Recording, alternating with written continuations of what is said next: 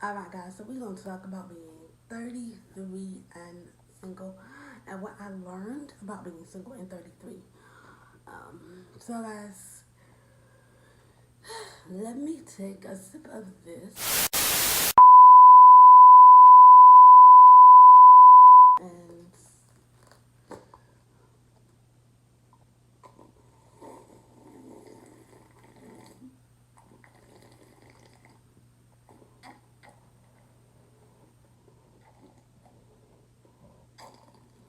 33 and being single.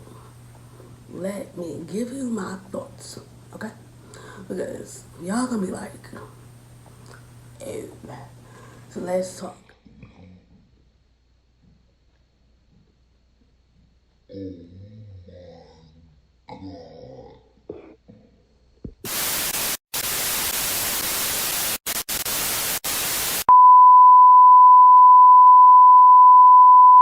Alright, guys, so let's get to talking. Let's get into this video because let me tell y'all 33 and being single. Let me give you my thoughts, okay? Because y'all gonna be like, ew. So let's talk. Guys, we sit and we look at shows like The Bachelor, The Bachelorette, um, what is that show where the folks get married? Like, it's not really an arranged marriage, but it's like you meet a stranger, another stranger, and they want to get married. That show. Like, we look at all these shows, and then we look at these family-oriented shows. The shows like A Long-Lasting Marriage, Happiness, so forth. And then you look at I shouldn't say it in this way, but ratchet shows such as Love and Hip Hop and this one and that one, and then we get our opinions. We get the opinions of different type of men and what we want. And I look at a lot of my friends and a lot of other people that I have been around throughout the years, and I look at their choices in men, and I actually question them because I really want to know what made you pick that particular person. A lot of people have had, that I know personally, have had horrible relationships, horrible marriages. And I'm 33 and I'm not married. I'm single. What have I learned in 33 years? Alright, guys, so when I was 6, I actually, at 6 years old, I think all kids at 6 most likely have had their life planned. So guys, my dream was to go to Harvard University. I've always wanted to go to that college. And my other dream was to have my life planned at 6. So when I was 6, I planned out my whole life. I wanted to actually finish college with all 4 degrees. And I wanted to get married. I wanted to have a family. I wanted to have a house. I wanted to have my own business. I wanted to own a restaurant. I wanted to be a preacher. I had so many dreams of just life as a kid. And the way I planned my life, God saw fit for, I guess, changes in my life, good and bad. Some of the bad decisions I personally made. But anyway, guys, what could I say about being 33 and single? I have watched so many different people, like failed marriages, loving marriages, long-lasting marriages. Then there are the men who um, they see other women and they want that other person, and they don't want to be with their spouse. So I've seen that, whether it's I'm sorry to say, family members or friends or associates or just people I just met recently. I've seen it like point blank. Then there are people who are in abusive relationships, and it's like you don't want that. And it's like you see the guys. There are men. There are men who are God-fearing, saved gentlemen, and they respect women. Then there are the guys who don't respect women, who cheat, who do this, who do that. But it's like, what do you really want? And truthfully, you gotta pay attention to the things that are around you. And guys, I have really paid attention to the people that have been around me throughout the years. The people I have actually liked or felt that I had an attraction to. And it's like, now that I'm older, I think it's because I'm getting more older. I think I've looked back and questioned myself, like, why did I want to be with that particular person? So guys, I'm perfectly fine. With waiting on God for whoever He has planned for me and His timing. I'm in no hurry. I have no reason to be hurrying for anything that God does not have fit for me. Now, I have always been a picky person. I have certainly have a preference in who I would like to be with. Now, as for me, I have always wanted to a desire. I shouldn't say a desire. I have always wanted to be in an interracial relationship where, because I am Cuban, Dominican, Haitian, and white.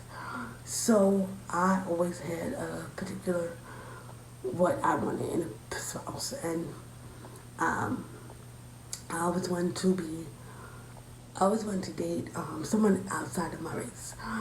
So that was my just opinion. So I've watched people, all different nationalities, all different colors, go through so many different things when it comes to relationships. But I always speak to God in His time. I always speak to God on a daily basis. But I particularly care for waiting on God. I'm in no hurry, but what I do have to say is this: don't be picky, because being picky, you could bypass whoever God has for you. It's like you could see somebody and they could be attracted to you, but you not have attraction to them, and you should not be like, oh, okay, he's not good looking, but he's good looking. Like, don't do that. I used to do that, and it's not a good thing, because you never know who you may meet, and it could be a nice person. And if it's a Christian and you are a Christian, you can share faith, things about your faith, scripture, discuss things. This is just my opinion. But personally, what I personally feel about being single at 33, it's hard. Especially if you are holding on to past hurt, past things that you have dealt with. And if you don't let those things go, that will also burden you, and that is giving that particular person or that situation power over you. And you should not do that. I have done it before. We have all most likely done that. But I want to say this: I never believed in like online dating. I never believed in like meeting a random stranger off like Instagram, Snapchat, Facebook, Tinder, Christian Mingle. Like, we don't do that. So y'all need to wait on God, personally. My opinion, because you don't know who you're going to meet. And we sit and we look at all these different TV shows and we idolize these people. Well, this one has a good marriage, that one has a good marriage, this one has this one has that. You shouldn't do that, because it's TV. It's most likely 99% of the time scripted. So you should not be fantasizing or wanting or worshiping the fact that somebody has something that you don't have. And I've seen, like, a lot of my friends that I've gone to elementary school with, high school, middle school, they all most likely have been married or are married. They have children or they are going to be new parents. I would love to one day, in God's time, one day, have children. I would like to have my own home. I would like to have this, that, and the third. But I'm waiting on God. I am not in a hurry for anything. Personally, at 33, I feel I should have been married. But that's God's decision. Other thing is this.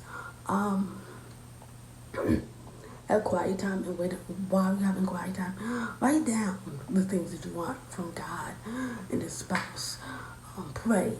Don't speak to others about what you want, or don't try to get friends or family members try to match you up with somebody. Wait on God. Don't be picky. Just wait on God. Seriously, because trust me, I've learned a lot. Believe me. Like, if I could have done a book-long YouTube video, like 30 minutes plus, to let y'all know what I went through with picking or choosing these type of people that I interacting with. Trust me, guys. Mm-mm. No, not at all. Trust me when I tell you, not at all. No, not at all. So I say wait on God, guys. Wait on God because you're making a huge mistake. You have to allow God to speak to your spirit, and you have to use discernment. For example, I was doing an IG live. I think it was like the same day I was getting ready to bleach out my hair, and a so-called associate, she joined in on my live, and she asked me was I single, and I said yeah, and she said she wanted to match me up with somebody, and she sent me their profile. Man, when I went to their profile, I looked at their profile pictures. I didn't see anything bad or anything out the way. I just felt within my spirit, the Holy Spirit was saying to me no. And when somebody's spirit bothers me, that's a no right there. Or if I'm in a situation, like if I'm out somewhere and I am interacting with somebody and their spirit is bothering me, no. Especially if I'm looking at the photo and the photo is bothering me. There's nothing like negative about it, but it could be coming from the person's spirit, or the Holy Spirit could be speaking to me about somebody or something. I just say the Holy Spirit says no, just no. Leave it at that. Because it's like things I dealt with in 2013 through 2016. The Holy Spirit was saying to me no then with some certain situations with somebody. But I did not listen. And I learned my lesson through that situation. So when the Holy Spirit said to me right then and there, no, I just left it alone. Because I knew that was not of God. I knew that was a trap of the enemy. And it's like, no, leave it alone.